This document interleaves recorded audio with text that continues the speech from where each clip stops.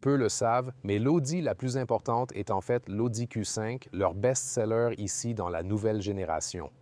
Aujourd'hui, nous la testons en hybride rechargeable, de plus en plus pertinent pour beaucoup. Et nous allons tester comment elle se comporte, vous savez, entre la conduite à combustion et la conduite électrique.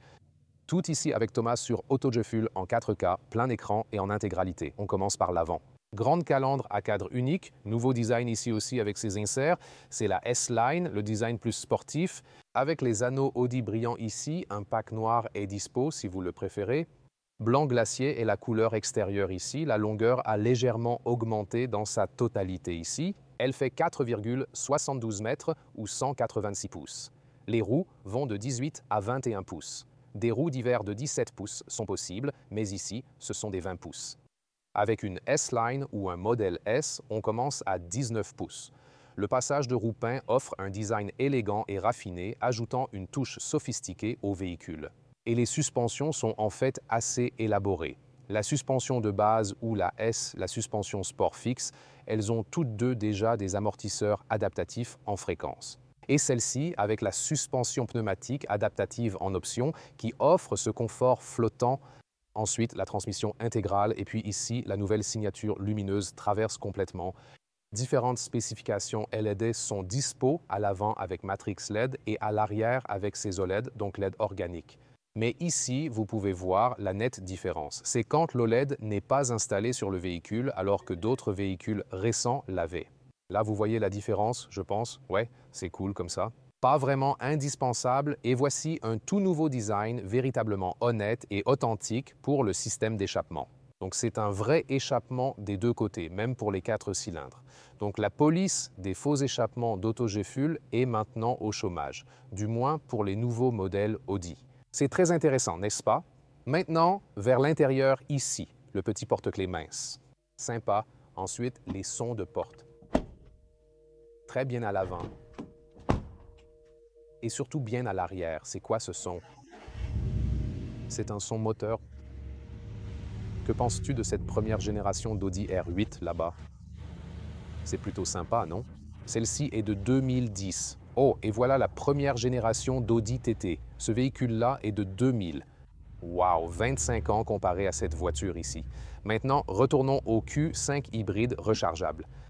À l'intérieur de la porte ici, la partie supérieure a une structure. Elle n'est pas extrêmement dure, mais elle n'est pas vraiment douce non plus.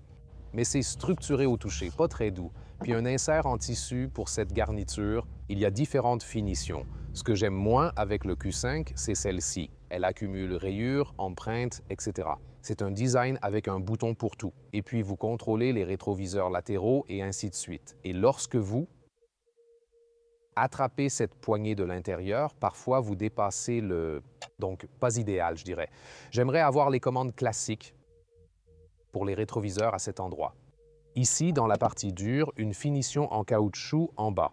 Et pour l'hybride, l'ouverture du coffre. Et ici, vous ouvrez le bouchon pour faire le plein d'essence. Ensuite, S-Line. Et on l'a placé vraiment bas ici, n'est-ce pas? D'habitude, c'est plutôt là. On a aussi le volant S-Line, couture contrastée, perforation extérieure à nos Audi en 2 dimensions. On sait que dans les futurs Audi, les éléments en 3 dimensions reviendront.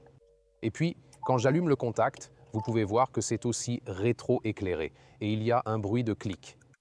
Je n'aime pas le design à un bouton et le contrôle capacitif, mais au moins il y a un retour sonore. Donc c'est bien, mais je souhaiterais encore avoir de vrais boutons là-bas. Mais Audi y travaille, c'est sûr.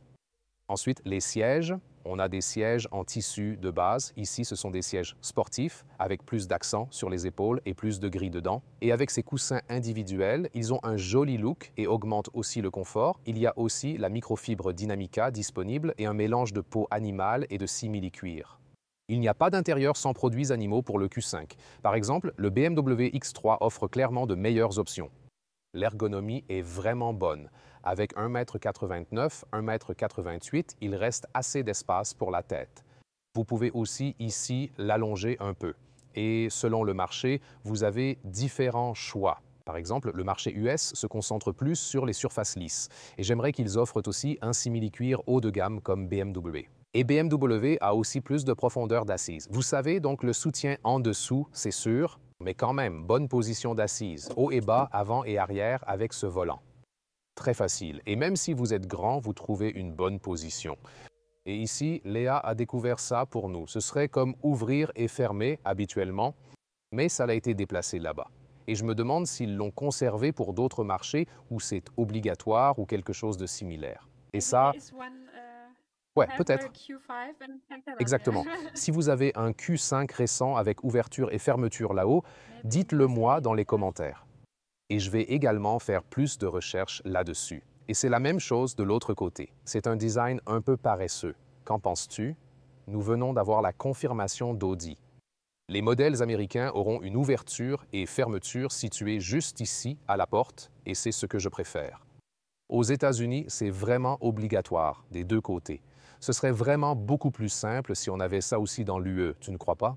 Et pour la vitre avant, ce laminage est aussi disponible. Bienvenue dans l'intérieur de la nouvelle génération du Q5. Et vous avez ce panneau unique avec l'infodivertissement ici et les instruments numériques là. Il y a vraiment beaucoup de noir brillant et de bordures. Oui, cela reste tout de même assez harmonieux. Tu vois ce que je veux dire? Ensuite, tu as différents éléments de design ici pour cette zone de la console centrale et l'affichage passager. Cela provient du pack MidTech. Et si tu as la version de base à cet endroit-là, c'était exactement comme ça. Ce n'est qu'un design de panneau arrière, pas idéal, je dirais, et la plupart des clients américains et européens n'utilisent pas l'affichage passager. C'est vraiment destiné au marché asiatique. Et ici, vous pouvez voir une console centrale très grande. Vous avez cette ouverture plus orientée vers le conducteur. Puis ici, des porte-gobelets adaptatifs. À l'avant, il y a un chargeur à induction qui est ventilé et deux ports USB-C. Il y a un bouton ici, en bas, pour sélectionner les modes de conduite. Et aussi bouton EV. Donc là, c'était en mode. Dynamique, alors pour le moteur, monté, mais tu peux également passer en mode EV ici. Pour l'instant, ce n'est pas possible car le moteur vient juste de s'allumer. Et là, tu peux aussi choisir comment tu veux conduire le véhicule. Désactiver l'ESC serait peut-être aussi possible ici. Puis, volume plus et volume moins. C'est encore manuel pour ainsi dire. Ça coupe juste le moteur ici. Je vais très bientôt vous détailler les différents modes de conduite et comment ils réagissent sur la route. Revêtement en tissu suffisamment doux pour le coude, soulevez-le pour obtenir plus d'espace. Et vous pouvez aussi le positionner ici à un angle spécifique. Vous ne pouvez pas le rallonger, mais l'angle est effectivement modifiable. Donc dans l'ensemble, vous vous entendez très bien avec ce cockpit, comment vous pouvez tout voir. Certaines choses ici, par exemple l'unité de climatisation, ils ont pensé, hey, mettons votre main juste là, puis contrôlez-la comme ça. Ce n'est vraiment pas ergonomique. Ça devrait être mieux. On espère le retour des boutons de clé maudit. Mais Audi nous a promis qu'à partir de 2027, tous les nouveaux modèles comprendront de nouveau des boutons et cadrans physiques, et ainsi de suite. Donc ils ont au moins écouté. Mais lorsqu'ils prennent en compte un tel retour, cela prend vraiment du temps dans le développement automobile pour réintroduire ces éléments. Donc voilà, c'est ça. C'est déjà plus rapide qu'autrefois, mais malgré tout, il faut encore parfois plusieurs années pour réellement rééquilibrer et ajuster ces choses-là. Boîte à gants, d'ailleurs, bien amortie avec de l'espace à l'intérieur, donc c'est vraiment bien. Aussi des bouches d'aération manuelles ici dans la partie centrale. Donc oui, vous avez encore des éléments d'interface facilement accessibles, plus sur les unités climatiques, etc.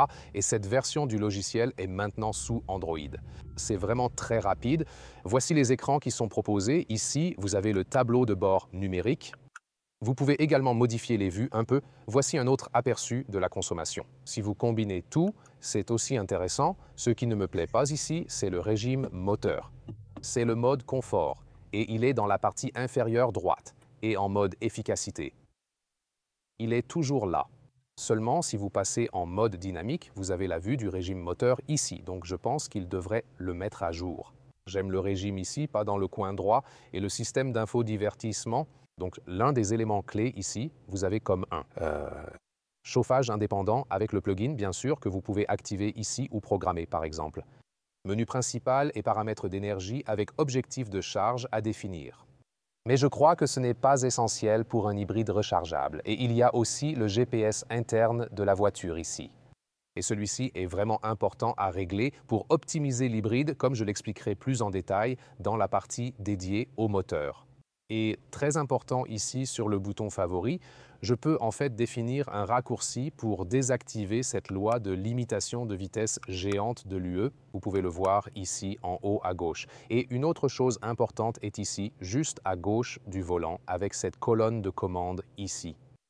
Appuyez une fois pour désactiver l'assistance de voix pendant l'utilisation du régulateur de vitesse. Maintenez 2 ou 3 secondes pour la désactiver complètement. Et je le recommanderais car je trouve que c'est trop agressif. Passons maintenant à l'intérieur et aux portes arrière, et la partie supérieure, elles sont en fait assez dures. Mais il y a une structure. Ensuite, on a du tissu ici à l'intérieur. Et les poches inférieures des portes, tout est en matériaux durs. En bas, il y a un coussinet en caoutchouc. On peut également modifier les sièges ici. Par exemple, ici, l'inclinaison. Tu peux choisir une position de chargement ou être plus allongé.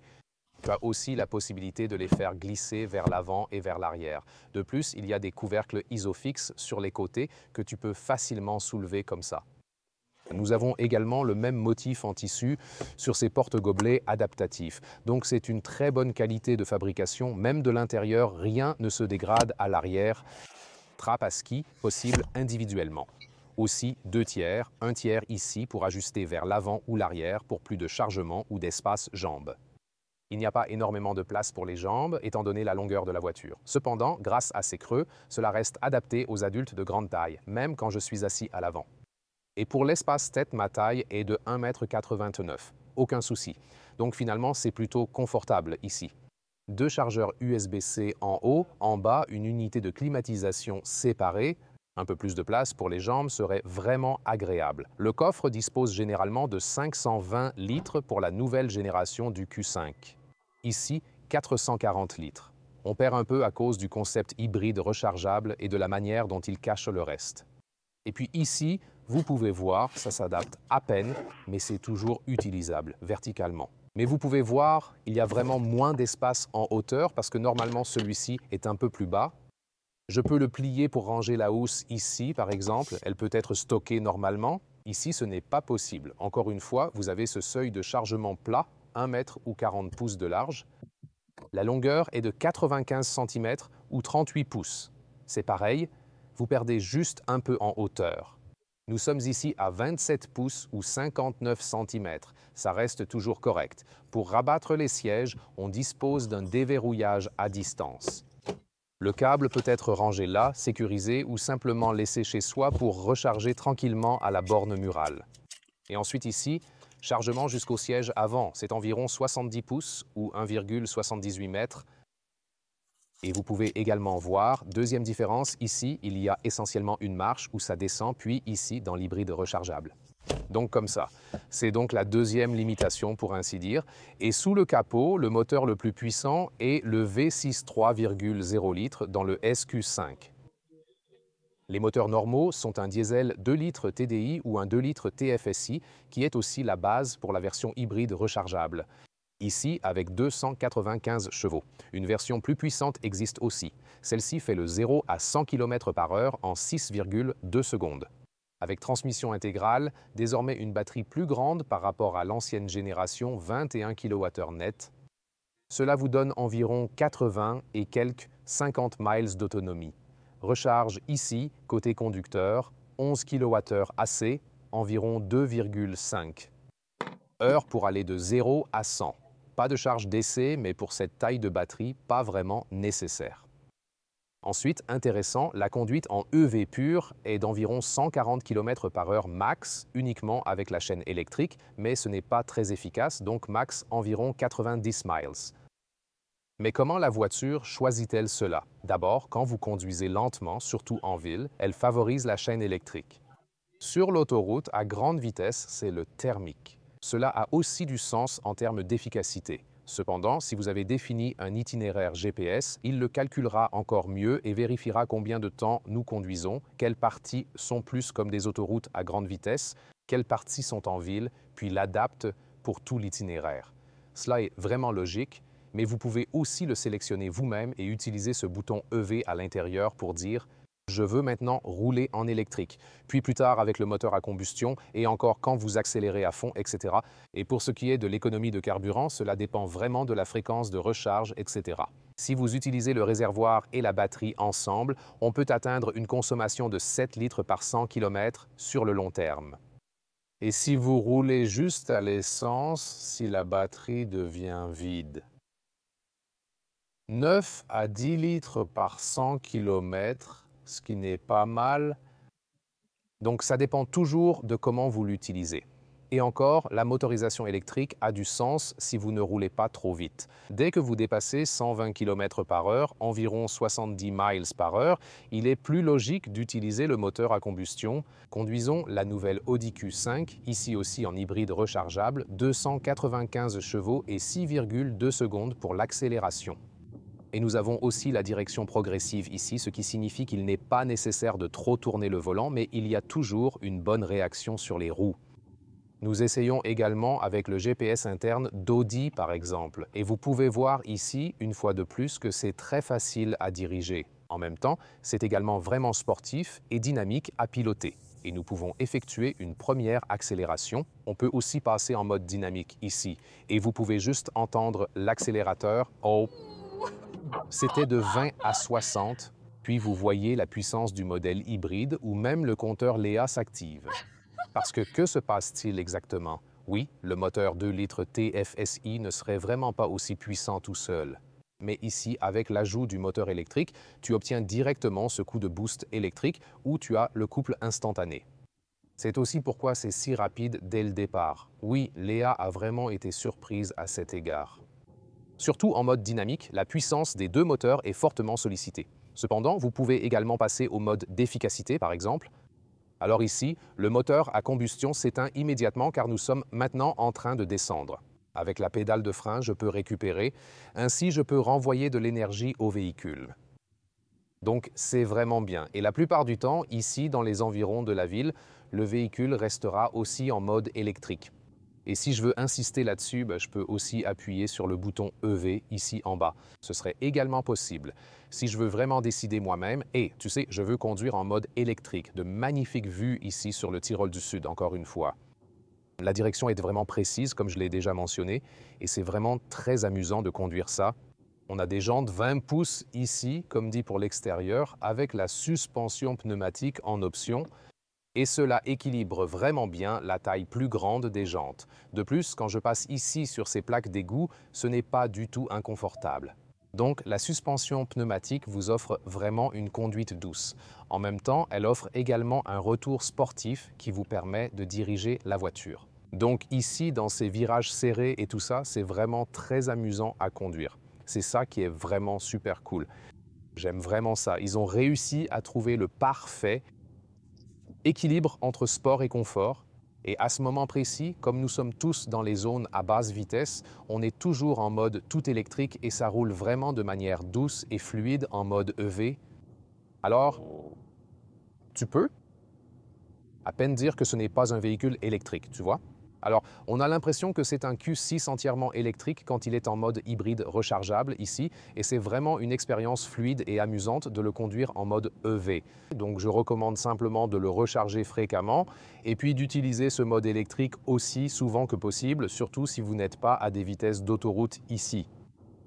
Voyons simplement quelle est la différence. Par exemple, je peux aussi activer le moteur à combustion ici en rétrogradant.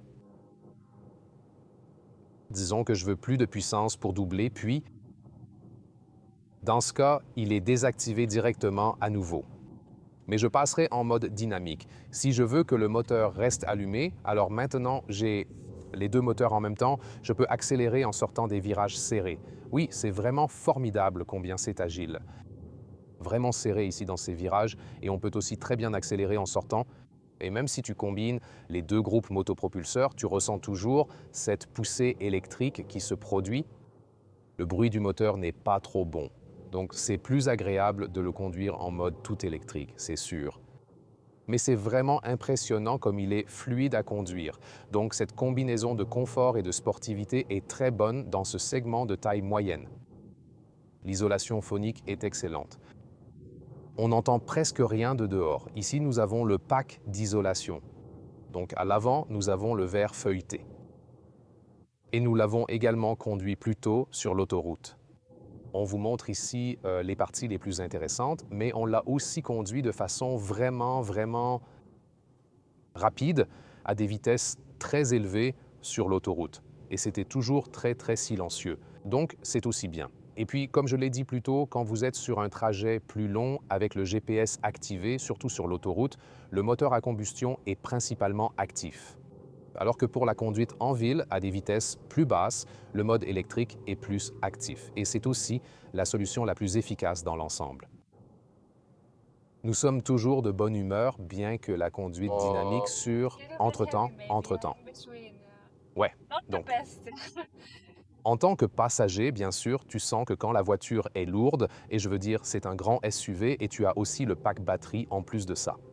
Donc à un certain moment, ça peut vraiment créer aussi du stress pour tes passagers, il faut que je le souligne.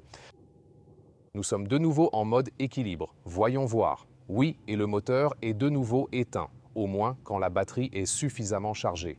En ce moment, oui. Théoriquement, en roulant juste en ville, vous pourriez dépasser 80 km ou 50 miles en mode électrique pur, voire 100 km, 60 miles. Ça dépend vraiment de chaque cas d'utilisation particulier. Oui, mais je ne peux pas assez insister sur le fait que conduire est vraiment l'une des choses spéciales ici avec l'Audi Q5. C'est très fluide, c'est sportif, c'est confortable, surtout si vous optez pour toutes ces options. Oui, la suspension pneumatique. Tous les concurrents dans ce segment ne proposent pas cette option. C'est bien une caractéristique unique que le Mercedes GLC propose, mais pas sur tous les marchés. Mais le Q5, je pense, est disponible avec suspension pneumatique sur tous les marchés. Et je veux dire, on ne peut pas simplement recommander celui-là, à moins que vous ne souhaitiez vraiment le garder pendant 10 ou 15 ans. Car les réparations d'une suspension pneumatique peuvent coûter cher, donc il serait peut-être plus prudent de l'éviter. Mais si vous louez, la suspension pneumatique est toujours un vrai plaisir. Pour les prix, ça commence à environ 50 000 € ou livres. Mais si vous ajoutez une motorisation plus puissante, hybride rechargeable et des packs techno, etc. Ce véhicule-ci coûte déjà un peu plus de 80 000 €. Oui, ça fait mal au portefeuille, mais c'est aussi un peu comme le proposent les concurrents. Par exemple, un BMW X3 hybride rechargeable entièrement équipé et configuré. De l'extérieur, cela marche vraiment très bien, surtout avec les anneaux Audi blanc et la couleur blanche de la carrosserie. Le plug-in hybride a bien sûr certains effets négatifs, car il limite l'espace à l'arrière, comme le coffre. Bien sûr, ce n'est pas possible avec ce plug-in hybride, donc on peut quand même s'y adapter car la largeur et la longueur restent les mêmes. Bien sûr, à l'intérieur, il y a des choses à améliorer, comme l'unité de climatisation, peut-être offrir plus de sièges, comme le fait BMW, etc. Mais ça roule si bien avec cette suspension pneumatique, une conduite flottante. Donc je dirais qu'il roule même mieux que certains concurrents, surtout si vous optez pour cette suspension pneumatique en option. Donc la conduite est essentielle. Autres améliorations, l'assistance de voie. L'avantage, c'est que vous pouvez la désactiver facilement en appuyant avec votre index gauche. À côté du volant sur le levier de clignotant car elle est vraiment agressive. Donc je la désactive presque toujours. Au moins, c'est facile. Voilà mes expériences, mes pensées. L'hybride rechargeable marche bien ici. Le prendriez-vous? Dites-le en commentaire. Maintenant, découvrez plus sur l'Audi Q5.